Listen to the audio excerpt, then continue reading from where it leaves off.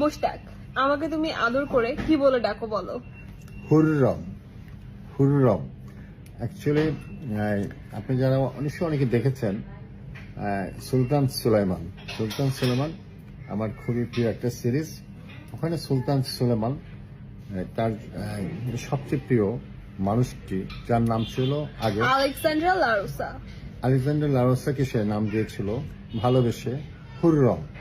তা আমি বলি যে তিশা তুমি আমার হুররম, আর তখন তুমি আমাকে কি বলে ডাকো? আমি ওকে জাহাপনা বলে ডাকি মাঝে মাঝে। যখন ও খেতে আসতে দেরি করে বলি, জাহাপনা প্লিজ একটু খেতে আসবেন। মানে ও, আমি খাবার নিয়ে বসে থাকি আর ও বসে থাকে অন্যদিকে। এতবার ডাকি ডাকি ডাকি একটু পর আসে খাইতে।